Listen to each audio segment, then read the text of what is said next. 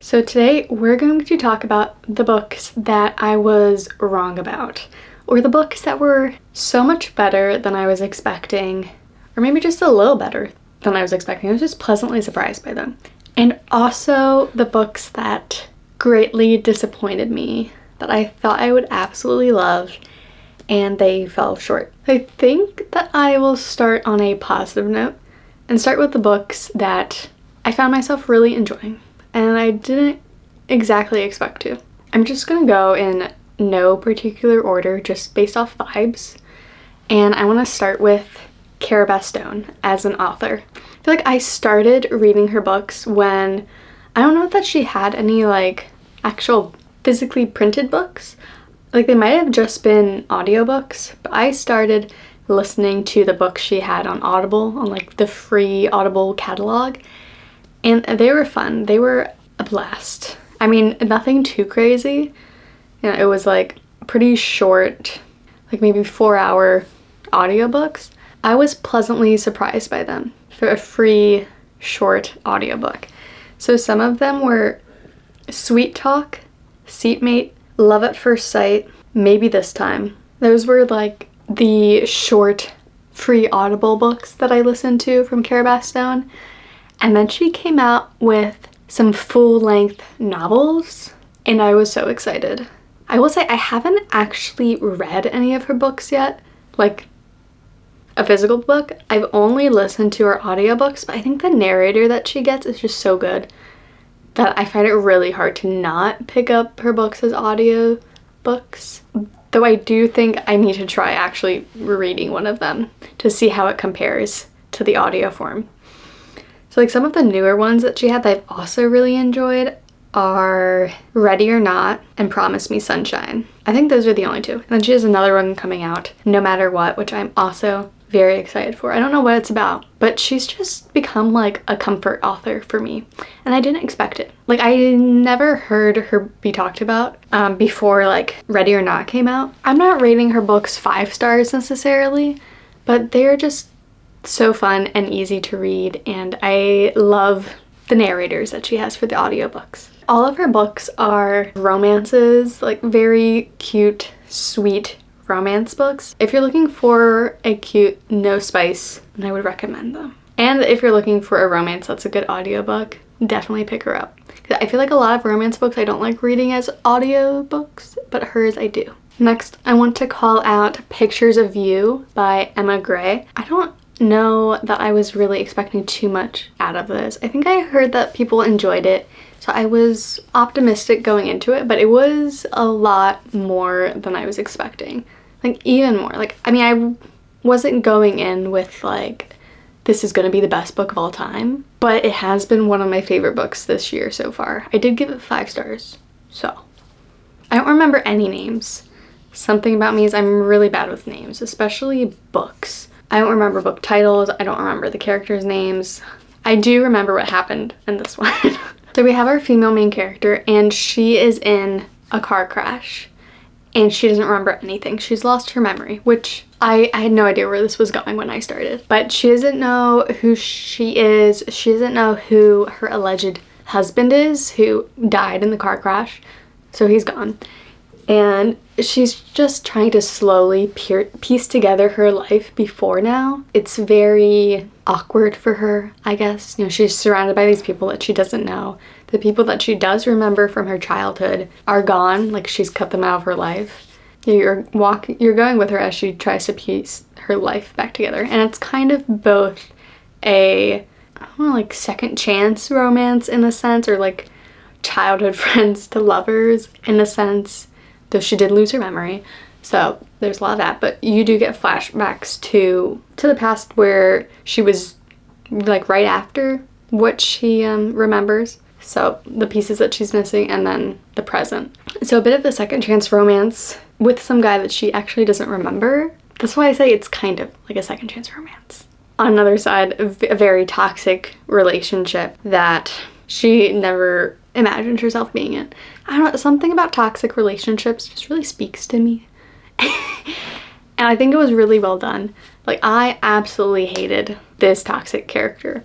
They were awful. I was so angry. Like, I had to stop the book while I was listening to an audio. I had to stop it because I was like so frustrated with these characters and so, I don't know, like traumatized. The toxicity was really getting to me. And I had to put it on pause for like a few minutes at least before I was ready to continue. And I think that just speaks volumes of how well done this book was and how well she conveyed the toxicity of the relationship and how oblivious our main character was. Yeah, kind of oblivious. I think she kind of knew that it was toxic, but she stayed in it for way too long. If you don't want to read about toxic relationships, if that's like too much of a trigger, maybe steer clear. Next, we have an obvious one that absolutely everyone adores. So I was kind of going into it expecting to adore it, but I also had my doubts.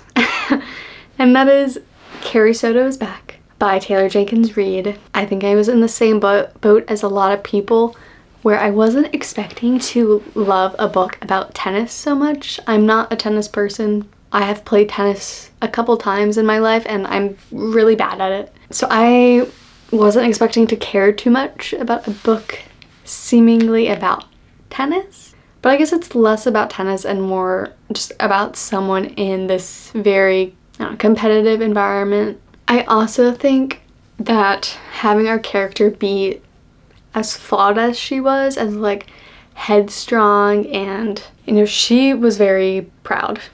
I think she put a lot of herself into her being a tennis champion, and I think she really struggled finding her identity outside of that. Just how unlikable Carrie Soto is to the people around her because of her personality and how like she's not in this game to make friends, she's just there to win. That made the story more interesting, and a lot of her relationships with the characters I think are more interesting because of the difficulties she has. And Carrie Soto's Back is what like started my Taylor Jenkins Reid journey, and I love every single one of Taylor Jenkins Reid's books now. Like whenever she comes out with a book, I'm now expecting to absolutely adore it, and I do. So I feel like Carrie Soto's Back is really the only book of hers that I feel like surprised me by how much I enjoyed it. I also want to call out, this one is a much older one. I read it a few years ago, and it was like early on in my reading journey, my resurged reading journey, and that is Tom Lake. I feel like this was very popular when it came out or whenever I read it. I think everybody was really enjoying it, so in that sense maybe it wasn't that much of a surprise that I also really enjoyed it. But I think just with what the book is, it's like you're listening to, I don't know if she's a grandma or just a mother, but she's like telling a story of like the old days to like her daughters or granddaughters or something. It's like a literary fiction, historical fiction kind of book, and she's telling the story of like a short romance she had many years ago. It just has a very calming vibe.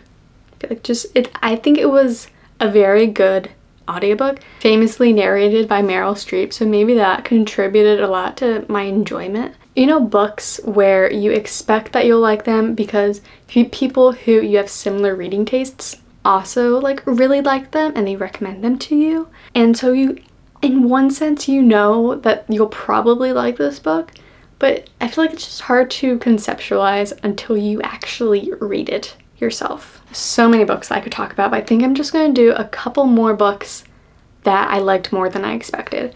So next I want to do The House Across the Lake by Riley Sager, another book which is maybe strange to bring up because Riley Sager is a great author. I mean, I think that might have been the first book of his I read, but I've read several of his books now and I love all of them. They're all very well written, very good, very thrilling. My friend had read it and she was like telling me things that happened. She was reading it expecting something like very normal to be happening across the lake, and then it was like kind of paranormal and really caught her off guard and was like, that just took like a crazy turn and I don't know what to think anymore. And just by how she was talking about it, it just sounded like the weirdest story. She wasn't really doing a good job selling it, which I don't know that I think she did actually enjoy it, But I think whenever she got to the part where it took a twist, she was feeling kind of unsure. And so I was feeling kind of unsure. I did really enjoy it when I read it, and it was a lot more fun than I was expecting. For everyone, The House Across the Lake is kind of a funny experience because of the twists, but I feel like that is what makes it memorable. Next, I have a book that I don't think I've heard anybody talk about, not hyped at all, but that's why I want to call it out. And it was a free book on Audible. I think it's still free on Audible if you have an Audible subscription. I just canceled mine, so I feel like that might be happening a lot because the Audible books really haven't been as good, I feel like, as usual. If you have Audible, I think this one is a great one to pick up. And it's Backstory by Gabrielle Bergmoser. It was such a fun thriller. Might be more of a mystery because you're kind of reading it after the fact. Basically, it is about this group of writers who all met in college and were really close, or like they were in the same friend group, but they also all kind of hated each other in a way. So the same friend group, but it was very tense. But they all went away for a weekend, and when they were away, one of them, I think the official story is that he like fell off the balcony, but years later, I think our main character is digging it back up and investigating it a little more because there was a lot of things that just didn't quite fit with that story. And there are people out there who do not want her uncovering things. So I guess that's like where the thriller comes in. And you also, while you're reading it, you're kind of reading the same things that the journalist is reading in a sense. Like she gets, accounts from all of the different characters. So you're hearing like one person's perspective of the events and then the next person's perspective of the events. And they're all like just slightly different. You're kind of investigating with the journalist like what really happened here and piecing together like all of the differences in the accounts to uncover the truth. I thought it was really well written and I had a lot of fun with it. Next, we're gonna go slowly into the books I didn't enjoy as much as I thought I would. But first, we're gonna start with another book that I did enjoy, and it's relevant because it is Wildfire by Hannah Grace. This is the second book in the like Icebreaker series. So Icebreaker I hated. I think I read it first, though I was never really interested in reading Icebreaker. I really was more intrigued by the Wildfire story. But the reason that Wildfire was more like surprising that I enjoyed it so much was because of how much I didn't enjoy Icebreaker. Because going into Wildfire, I was excited about it. I did like the story and it sounded cute and fun. And it was cute and fun, so in that sense it was exactly what I expected. But when you compare it to Icebreaker, it's kind of crazy how much better Wildfire is, at least to me. So I feel like I usually recommend if someone's interested in reading Icebreaker, which I don't know, do people still read Icebreaker or is it kind of old news? But like if you're interested in that series, personally I would start with Wildfire. I also read Daydream, which is the third book, and I didn't really like that one as much. I only like Wildfire. I think if you like a lot of book talk books, then maybe go ahead and read Icebreaker first. If you don't trust book talk books, start with Wildfire, I guess. I don't know how that makes sense, but to me it makes sense. I think Wildfire is just kind of a typical romance book. And it was cute, it was fun, it was easy. I mean, it's nothing crazy. It's just like they're camp counselors at the summer camp. That's like the main part I remember. They're camp counselors at a summer camp and they fall in love. On the other hand, we had Icebreaker. I guess I wasn't that excited going into it. I was a little wary, but I know a lot of people really liked it, so I did still give it a read. And I didn't like it. I don't even remember how I read it. Like, I feel like I read it physically, but I also feel like I listened to the audiobook. And if I listened to the audiobook, that might be partially why I didn't like it as much. Really no recollection of how I consumed this book. But Icebreaker was wild. Like, I swear that book, there was absolutely no plot. Like, there's a plot on the back of the book, like, oh, there's some tension about this ice rink because the figure skaters and the hockey players have to share an ice rink and that creates some tension and like whatnot. I feel like that was like the first 5 pages And then we never hear about this ice rink again or any challenges with it. That was not what the book was about. The book was only about like how much spice can we shove in this thing. That's all it was. The most absurd spicy scene after spicy scene. They were like really weird. It was like in the car with like, while her friends are in the car, doesn't make any sense. And then I remember there was a scene, I think it was at like maybe one of their houses, and then like her brother walked in or something. Also very strange. I just have a very vague recollection of these. There was some storyline with her going to a therapist. So if you're not looking for spice, don't pick this up. Don't let the children read this. I think that's a very common sentiment, that like Target or someone is putting these books in like child-friendly sections, and it looks like a children's book because of the cover. Pretty figure skaters, very cartoonish. It's been a minute since I've talked about Icebreaker, so I feel like this was good and cathartic. Next, I want to go into some more recent reads that I picked up and I was really expecting to enjoy, but I did not.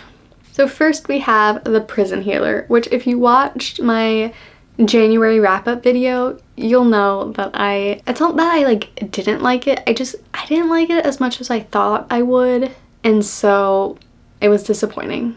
Like, I still gave it like 3 stars. There's just so many other fantasy series that I would rather read that I didn't care. I guess I could have given it less than 3 stars. I could have given it like 2.5. Really, I didn't really care that much. And I was surprised because this was such a popular book series. I thought I would really eat it up. Like, it sounded really interesting. I felt like it was a pretty unique idea. I don't remember any other books about like a romance starting in a prison. Yeah, I think what I remember before I read it is that it was about this prison healer, and she was like the only hope for healing this like queen, this rebel queen. And I feel like I went into it thinking that she was on the side of the rebels. She's not, or like not really.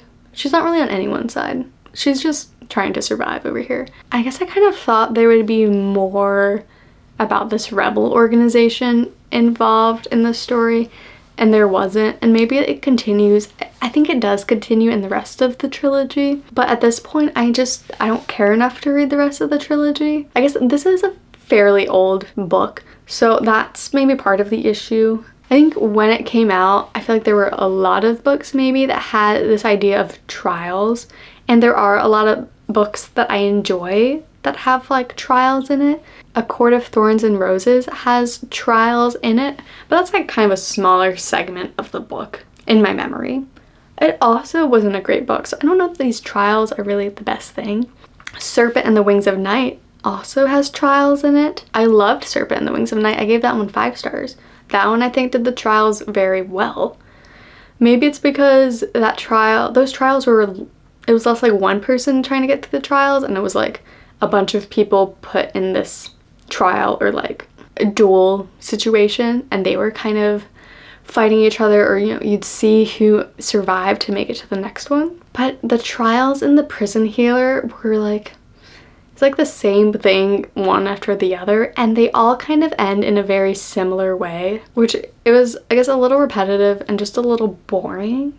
And I feel like there's a lot of dialogue leading up to the trials of like, oh, what's your strategy going into this? Or like, how are you going to survive this? I mean, all of those conversations are kind of pointless because they end the same way, and it's not because of the strength or the skill of this prison healer. It's external forces. And then lastly, from reading the first book and reading the ending of the first book, I feel like the ending took a very strange turn. And like, she was one person the whole book, and you're building this relationship, you know. And then you hit the ending, I feel like she becomes a very different kind of person with very different goals. And maybe it's just because of the situation she's in. Her situation's kind of changing a bit. But I think it's more than that. I think she's just become a different person. And from the reviews that I've read, and from the Reddit posts, the Reddit threads that I've seen, it does seem like our prison healer in book 1 is a completely different person than our prison healer in book 2, which is kind of strange. Maybe if you have some conflict in the middle, where like she gets angry at people and then she like kind of changes how she interacts with them, or like her inner thoughts and goals shift because of this conflict. But that's not what happens. I think it could have been written better in that sense. A very brief mention of 1,000 Boy Kisses. I don't remember much from this book. I remember the jar of like kisses that she makes for all of her kisses that she collects over her short life. And I think a lot of it was cute. I think I did decently enjoy most of it. It was a cute little teenage romance, but the ending, or it might have even been the epilogue, just like ruined the whole thing for me. And I'm really angry. I feel like it romanticizes children dying a little bit. It kind of romanticizes, and it's just really gross. I just really didn't like it. I didn't think it was appropriate. I thought it ruined the whole story. Like, I want to read a book about a girl dying, and then like the happy ending is that. That was tragic for everybody involved. I was just upset with the epilogue. That's really all that was. Yeah, so next we have books that like I did enjoy. They were disappointing because I didn't enjoy them as much as I had hoped. So I think this next book will be the last one I talk about, and I want to preface this by saying that I did still enjoy the book, and I do still really like the author, but this one just like was kind of a miss a little bit. It fell a little flat compared to her other books, and it just wasn't for me. And I think that's partially just the trope isn't for me, but I also think it's not how I would like to see that trope be done. So next we have Problematic Summer Romance by Ali Hazelwood. I love Ali Hazelwood. She's like my go-to author. I bought this book like immediately. And by immediately, I mean like when it was £1. I bought it right away when it was cheap. It is a age gap romance, and I don't generally think I'm someone who enjoys age gap romances, especially the age gap in this book. I think it's Maya Kilgore, and I forget the other guy's name, but I think Maya's like 22 or something. Like, she's pretty young, like fresh out of college. She might even, and the other guy is like, I think he's maybe like in his 30s, like early 30s or something. I'm gonna say early 30s, and he might be older. So it's like a 10-year age gap. It might be, again, it might be more. And whenever the younger person is like kind of close to high school, close to college, it gets a little icky. And I mean, that wasn't necessarily the part I didn't like about this book. The part I didn't like was just how much they talked about how she was younger and he was older. I feel like they talked about way too much. Like, that was the focus of their relationship, and I didn't like it. I think it was unnecessary. I don't like the age gap to be called out. I guess it's usually a point of conflict, or like I guess a point of tension in the relationship, maybe, because, you know, you're in different parts of life. It just wasn't quite right. I feel like it makes it sound like I hated this book, and I didn't. It just wasn't as good as her other ones. That's all I wanted to say. There's like a few more books that I want to talk about, but I'm gonna cut myself off, and I'm just gonna give one last special mention to Never by Jessa Hastings, because I recently read it and I'm angry. I'm just gonna go get it. So this book, it's not necessarily I thought I would like it so much more than I did, because the ratings were pretty low. Like, I picked it up because my TBR prompt was like, read the lowest rated book on your shelf, and this was the lowest rated book. So I didn't go into it thinking it was going to be the best book ever. But when I started to read it, I was really enjoying it. And I was like, I can see where this book is gonna go and what Jessa Hastings should be doing with this book that I thought was a standalone, but it is not. It looks like a standalone, like it should be a standalone, but it's not. And I feel like sometimes with books in a series, you need to call out at the beginning that it's going to be in a series. And maybe that's what this is. Like, it kind of has Never bolded with this Never under it. So maybe that is kind of saying that it was in a series. Goodreads also made it pretty obvious that it was in a series, and I was tracking my reading on Goodreads. So you think that I would have noticed, but I didn't. And I'm pretty sure at some point I noticed that it was a series and I chose to ignore that because I've always thought of this as a standalone. And it's not. And it's not like I was like halfway through it and I realized it was a standalone. It wasn't even like, oh, 30 pages left and I'm realizing it's not a standalone. It was literally after I finished the book. When I got to the last page and I read the last sentence, I was like, there is no way this is a standalone. Nothing happened in this book. My grievances are that nothing happened, and as part of nothing happening, she ended up in a worse place than when she started. We didn't accomplish anything. We like regressed. Like, I was enjoying this book so much, honestly. I did want more out of the relationship with Hook. I just kind of felt like I was missing some connection there. Like they did grow. I think the relationship was all right with Hook. Not the best, especially at the end. And then the worst part is I don't even know when the second book is coming out. It was supposed to come out in November of 2025, months ago. And it still isn't even on Goodreads. Like, I don't even know what the title is. Miss Jessa Hastings said that it was coming out. She gave like a little preview on her Instagram. I watched it. I saw the words on the page. I know she wrote it. And she's just not giving it to us. Yeah, I wanted to call this out as a special mention because I didn't expect much from it, but I enjoyed it. There's so many worst parts about this. But the next worst part is that it's not even, like, it doesn't feel like a finished book. It feels like half a book. And again, I don't know if we're getting the other half. Like, nothing happened in this book. There is not a completed story here. Nothing. I just want an ending. This ending was so very clearly not an ending. That cannot be an ending for a standalone. Like, a lot of times a series, like, you can read the first book as a standalone and they end. There's an ending. And it's like a completed work. It can stand on its own as a book. This cannot. This book has no purpose not being in a series. And yeah, that is my grievance with it. Those are all the books I want to discuss. I mean, there are more, but those are all the books we have time for. And I really need to be going because I think my camera's gonna die. Maybe I'll do this again sometime. I hope you enjoyed hearing my grievances, and I will see you next time. Bye.